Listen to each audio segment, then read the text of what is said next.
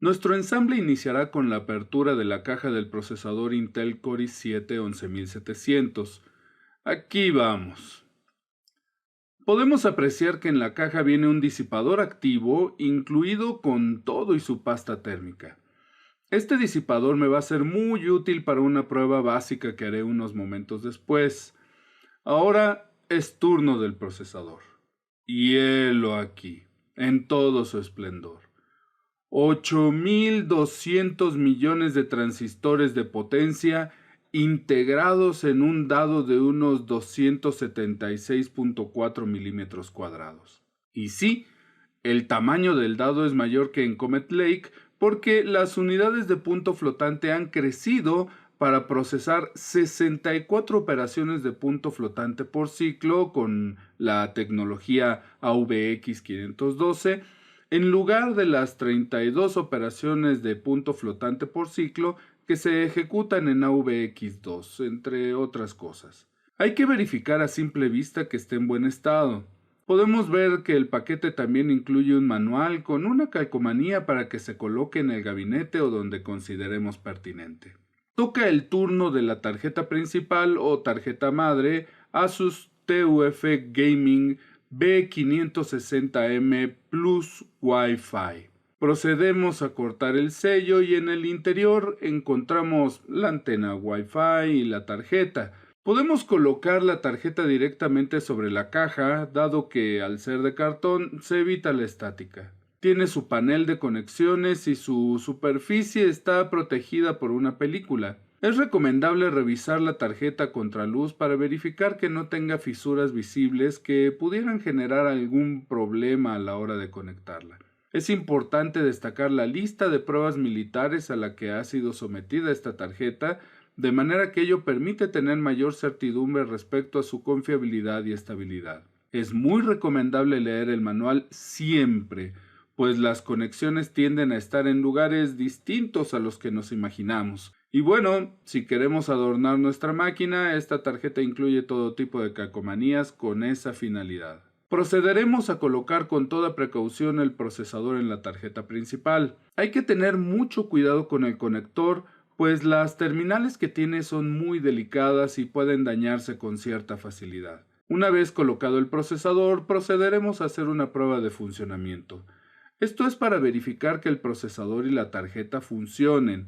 Como el Socket 1200 apareció con la 10ª generación de procesadores Intel, puede existir la posibilidad de que la tarjeta requiera de una actualización de BIOS para que pueda reconocer a los procesadores de 11ª generación. Así, coloco el ventilador incluido. Hay que recordar que la fijación y retiro de tornillos o engarzados siempre es en cruz. Le instalo la memoria RAM en las ranuras correspondientes y conecto la tarjeta a una fuente de energía, así como un monitor. Es recomendable conectar la memoria en una base resistente porque a veces se requiere de cierta presión. Ahora sí, el momento de la verdad. ¿Encenderá la máquina? Hay tantas cosas que pueden pasar, pero vamos por partes. Primero, el LED verde debe encenderse. Sí, se encendió. Y ahora el video.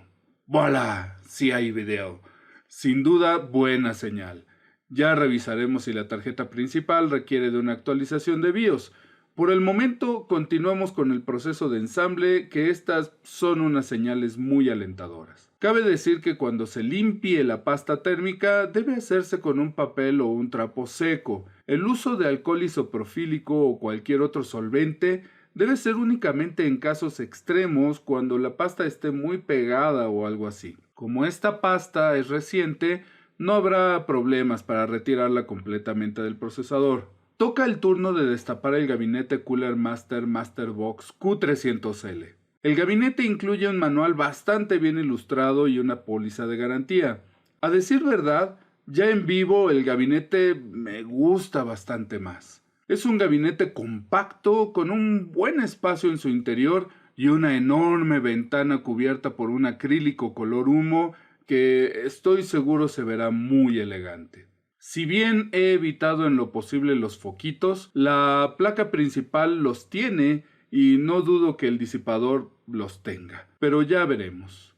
Quizá lo único que podría preocuparme un poco es que el tamaño de mis manos llega a tener problemas con espacios pequeños, pero siempre termino acomodándome. Procedemos a destapar el gabinete con todo cuidado de no dañar el acrílico.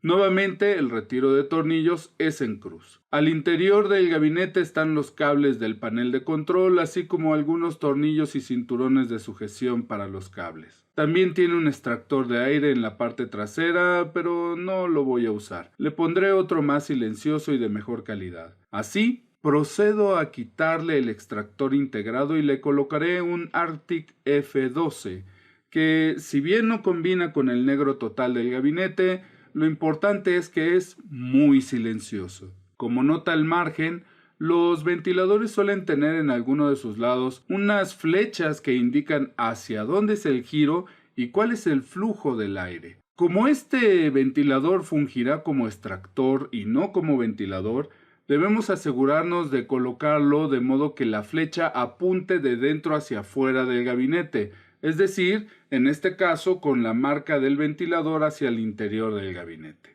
Removeremos ahora el panel del gabinete para poder colocar allí en su momento el radiador del disipador de agua.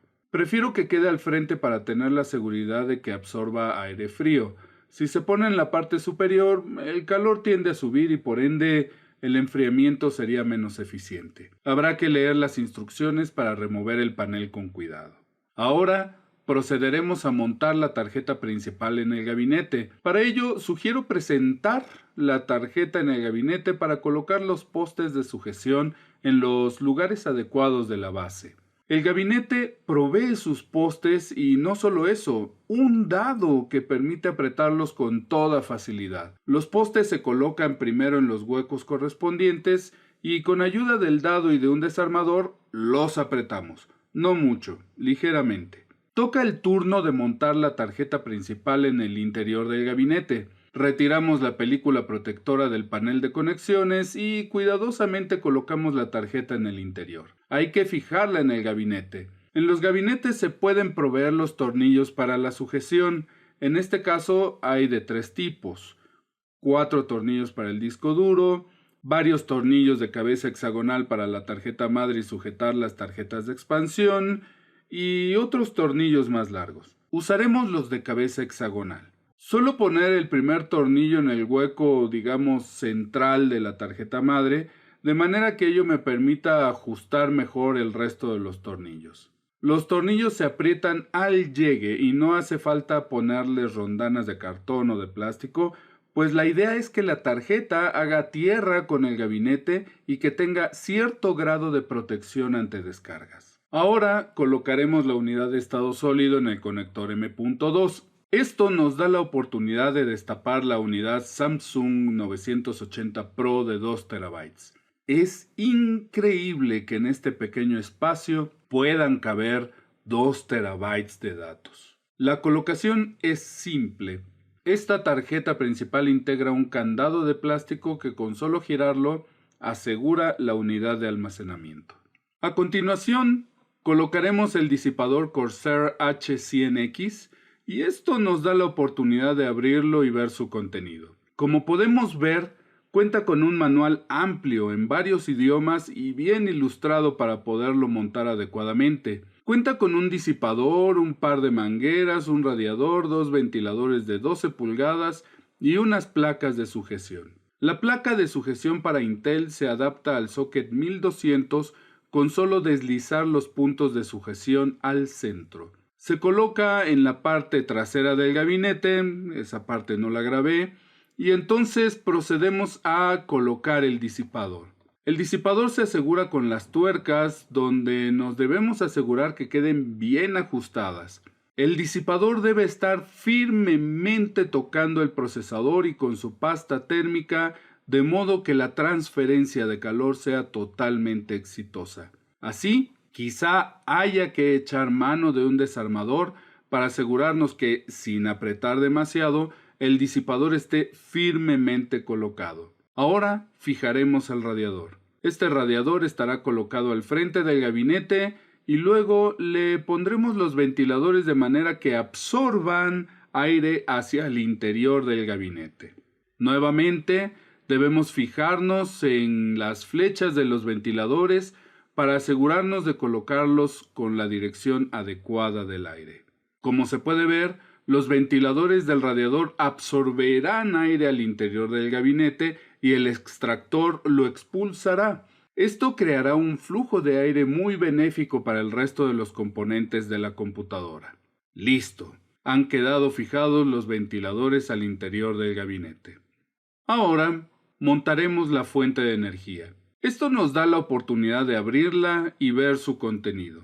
Encontramos su manual, una bolsa de tela para los cables y la fuente de energía como tal. Se trata de una fuente de energía 80 Plus bronce que nos ofrece una eficiencia típica de 87.99% a una carga del 50% y una eficiencia promedio de 86.38%. Esto significa que si la fuente está proveyendo de 350 watts al interior del equipo, estará tomando alrededor de 398 watts de la toma de corriente, lo cual es bastante bueno. 80 Plus es una certificación que permite aprovechar con mayor eficiencia la energía eléctrica. Entre mayor sea el nivel de certificación, mejor será el aprovechamiento de energía.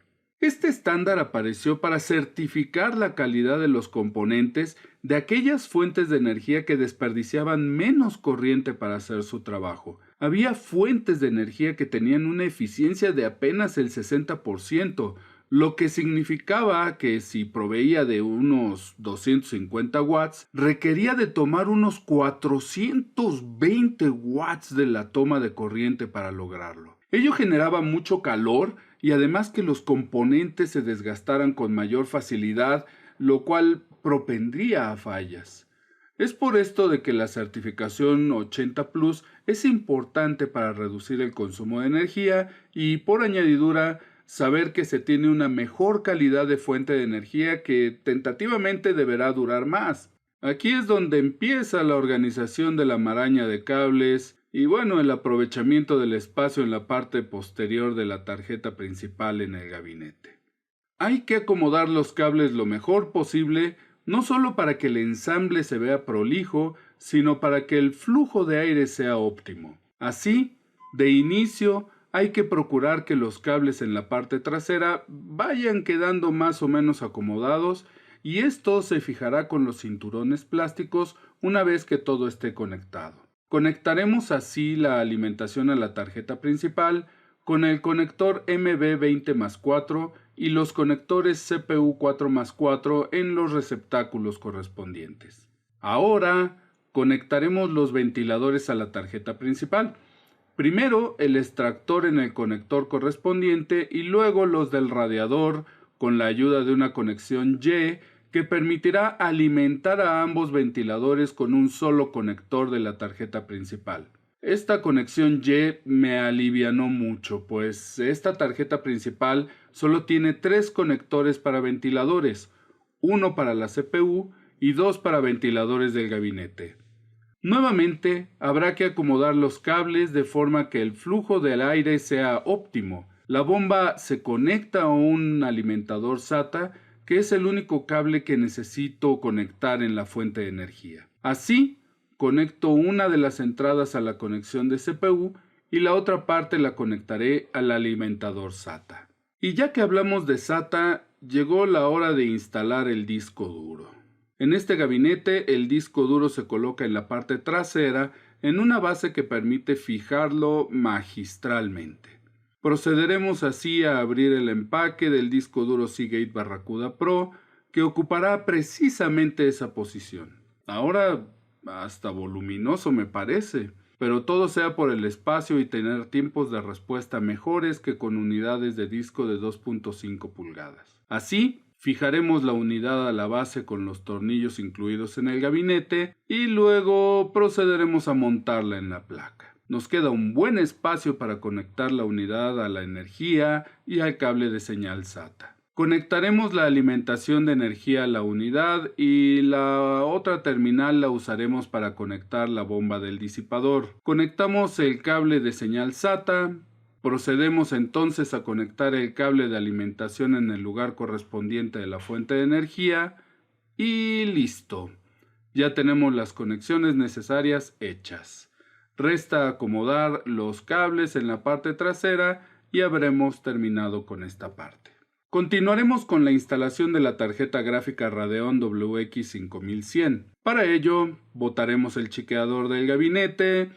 Este sí fue un aspecto que no me gustó del gabinete. Bien pudo traer al menos una placa que cubriese una de las ranuras del gabinete para la tarjeta gráfica y así evitar tener que quitar un chiqueador. Al final, bueno, no fue mucho problema quitarlo y procederemos a colocar la tarjeta gráfica. Como se puede ver, la Radeon WX 5100 es una tarjeta gráfica que no requiere de una conexión adicional de energía más allá de la provista por la ranura PCI Express, dado que esta tarjeta no requiere de más de 75 watts para funcionar. Nuestro ensamble ya casi está listo. Solo resta colocar el panel de control en el gabinete para así hacer las conexiones finales en la tarjeta principal. ¿Dónde colocaremos el panel de control? En la parte de abajo. Temo que pueda quedar un poco incómoda, además de que el acomodo de cables no luciría tan prolijo. Así he decidido poner el panel de control en la parte superior del gabinete. Una vez tomada la decisión, procedo a fijarlo y a acomodar los cables para conectarlos en la tarjeta principal. Conecto el del USB 3.0 y luego las diferentes conexiones del panel de control. Encendido, LED de actividad de la unidad de almacenamiento y reinicio. Bueno, pues ha llegado el momento de poner la contratapa del gabinete, las cubiertas magnéticas y a configurar el BIOS de la máquina. La máquina arranca y ahora configuraremos las opciones fundamentales del BIOS. Lo primero es configurar la RAM en XMP 3200 y la segunda es activar la virtualización del procesador, dado que es clave para la seguridad de Windows 10. Sin embargo, una vez hechos estos cambios, al reiniciar la máquina, esta simplemente no arrancó. ¿Qué es lo que sucedió si había arrancado anteriormente? Lo primero que se me viene a la mente es que por alguna razón, si bien el equipo está reconociendo al procesador Core i7 11700, me da la impresión de que una actualización de BIOS le permitirá al equipo que pueda aprovechar todas las características de este nuevo modelo. Así, visito el sitio web de Asus y descubro que el BIOS disponible es la versión 0820 del 29 de abril del 2021. Respecto al BIOS 0403 que originalmente tenía, pues hay una diferencia importante. Así, aprovecho que Asus tiene una funcional llamada Asus Update en el BIOS e instalo la actualización. Una vez que se reinicia la máquina, vuelvo a configurar la RAM en modo XMP 3200 y a activar la virtualización y ahora se arranca. Así, es altamente recomendable que se actualice el BIOS para que puedan aprovecharse las características del nuevo procesador. A iniciar la instalación de Windows 10. Este proceso de instalación de Windows 10 lo he generado a partir de mi libro El libro negro de las computadoras en la productividad. Así, con un USB se instalará Windows 10 Pro con un esquema de particiones específico para asegurar el adecuado funcionamiento del sistema y se copiará el sistema base hacia la computadora en la unidad SSD. Al reiniciar el equipo, se lleva a cabo el proceso de instalación como es normal y luego procedo a la instalación de los controladores y a dejar el equipo encendido al menos por unas 2 horas. Para ello, desactivo la capacidad de que el equipo se suspenda. Esto podría parecer ocioso, pero es recomendable dejar encendido el equipo toda la noche para que los procesos de indización se realicen y así que la respuesta del equipo sea superior a simplemente empezar a usarlo de inmediato. Al menos 2 horas de dejarlo encendido y más cuando no hay ninguna aplicación instalada en él. Procedí a activar y formatear el disco duro de 8 TB y a redirigir las carpetas del sistema hacia él. Así, todos los archivos en general estarán en el disco duro y los programas estarán en la unidad de estado sólido. Ahora, le haré algunas pruebas al equipo. Lo primero que voy a medir es la tasa de transferencia que hay entre el procesador y la memoria. Como referencia, cada núcleo del procesador requiere al menos una tasa de transferencia de 16 GB por segundo hacia la RAM. Con este antecedente, un procesador de 8 núcleos físicos requeriría de unos 128 GB por segundo. Sin embargo, en doble canal esto es prácticamente imposible de conseguir. Así que entre mayor sea la tasa de transferencia obtenida hacia la RAM, mejor. Mi experiencia me había dejado ver que una RAM de 3200 megatransfers por segundo devolvía alrededor de 35 GB por segundo. Sorprendentemente aquí obtuve casi 40 GB por segundo. Vaya, eso es una diferencia digna de ser tomada en cuenta. Le instalé Microsoft Office 365 así como mis utilerías estándar con la ayuda de Ninite, para tener el sistema casi totalmente configurado. Claro está que todavía le tengo que instalar mis programas de productividad adicionales, pero ya tengo un camino bastante andado con esto. Lo que me desangeló un poco fue que el SSD no me dio más de 3.4 GB por segundo de tasa de transferencia. Yo me esperaba alrededor de 7 GB por segundo. Decidí hacer algunas pruebas de rendimiento con simuladores y los resultados fueron muy halagüeños, mejor de lo que esperaba. Hasta en Excel me dio un resultado en una prueba de cálculo que se tardó al menos lo mismo que un procesador de 12 núcleos. Sin duda sorprendente. Sin embargo, me quedé pensando en el caso de la unidad de SSD, ¿por qué no funcionaba en modo de PCI Express 4.0? Luego de leer detenidamente el manual me di cuenta de que los conectores M.2 están comunicados a distintos buses, mientras que el conector donde coloqué la SSD está conectado al South Bridge. El conector que está junto al procesador está conectado al North Bridge del procesador, y ese sí que funciona en modo PCI Express 4. Así que cambié la SSD de conector y voilà. Si bien no estoy obteniendo los 7 GB por segundo, la verdad es que el resultado está muy cerca de eso y es cerca del doble de lo que estaba obteniendo al usar el otro conector M.2. Sí, me acuso de no haber puesto atención en este pequeño detalle. Ahora los programas cargan rapidísimo. Lástima que los programas de simulación no toman tanto en cuenta este beneficio de rendimiento y las mejoras en los puntajes son marginales. Sin embargo, es evidente la mejora en rendimiento, algo que se agradece y se aprecia. Espero que les haya gustado este video. Sin duda estaré haciendo más pruebas y comentando algunas otras cosas de este equipo. Lo que sí es que es muy silencioso y pulcro. Sí que me gustó y ha valido cada moneda y momento que invertí en él. Que tengan una excelente experiencia de vida. Y esta siempre será la culminación de un grandioso proyecto de ensamble.